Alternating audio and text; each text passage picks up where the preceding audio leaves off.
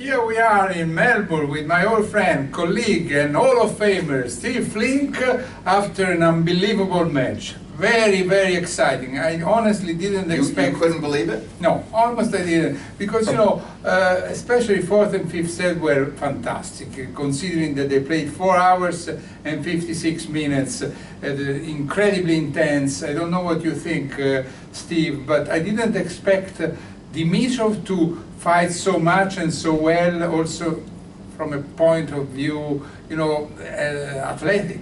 I agree. I mean, I thought his level of play was astounding after the first set. Nadal played a good, solid first set, which he won comfortably enough. And then, from that point on, I think Dimitrov played a brilliant match, and he managed to salvage the second set after they traded breaks a couple of times. He won at 7-5, and then Nadal managed to squeak out the third in a tiebreak, Ubaldo, after he was up a service break in the middle of the set.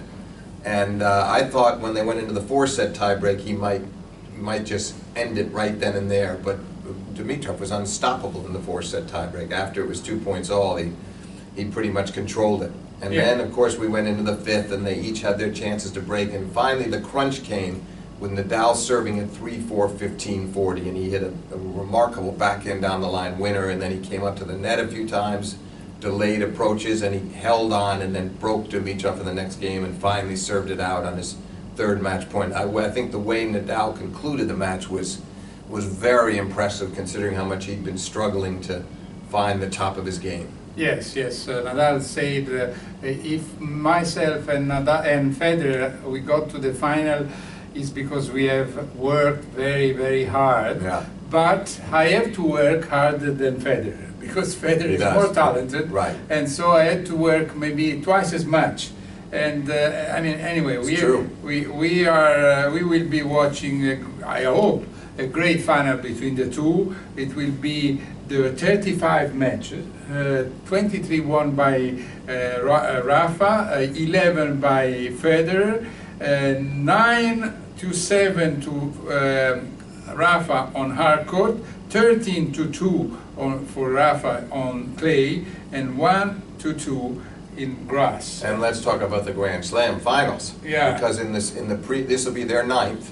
Yeah. And in the previous 8, 6 victories for Nadal. Yeah. And 2 for Federer. The 2 for Federer both on the grass courts of Wimbledon. Sure. So Nadal has also beaten Federer 3 times here at the Australian Open, including that 2009 final.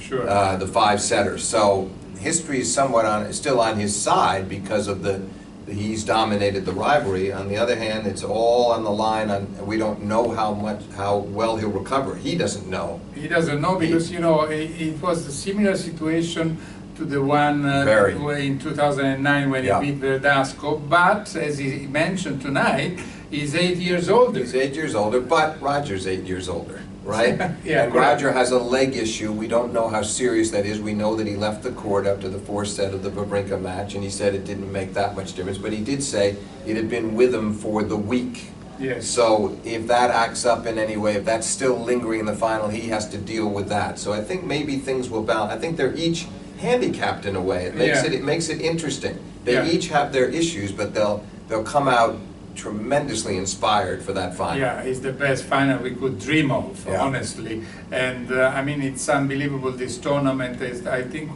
one of the best Slam I've seen, with all the upsets, all the great matches, all these old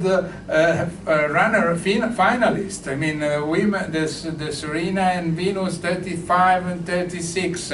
Federer 35. Federer 35 and Nadal 30. Nadal's the youngster at 30. yeah, unbelievable. I mean, we feel young too, no? Me, myself, and you. I mean, speak for yourself. Are you old? No, but it makes me feel old in a way. No, it's great. It's terrific, Ubaldo, that we can end the tournament on this note with these two long-time rivalries. And of course, for Federer and Nadal, they played their first Grand Slam final in 2006, so this will be 11 years later. I know Sampras and Agassi did it 12 years apart, 1990 and 2002. So, but still, that's a long time span of great matches at all. And the only one they didn't play at, unfortunately, is the U.S. Open. They've never met at the U.S. Open. But all the other majors, we've gotten to see them time and again, and it never loses its luster. Never. Yeah. Well. Just give me a quick prediction on Venus and Serena.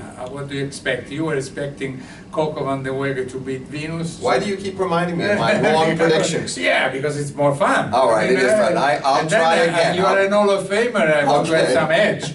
I'll try again, Ubaldo. I really honestly believe it's Serena Williams 6-3, 6-4, along those lines. Maybe one set is closer. Yeah. I see her a straight set winner. What about you? Yeah, I think so too. But I mean, I would be surprised if something different. But, And we're not but we predicting. had so many surprises here. That, Yeah, we have. So we're not predicting on Federer and Nadal yet. We're saying No, that, tomorrow. right? Okay. Tomorrow, because Okay. they have to listen to us tomorrow. Be there. Eh? All right. It's all from Melbourne tonight. Bye bye. See you tomorrow from Ubaldo Scanagatta and Steve Flink. Hall of Famer.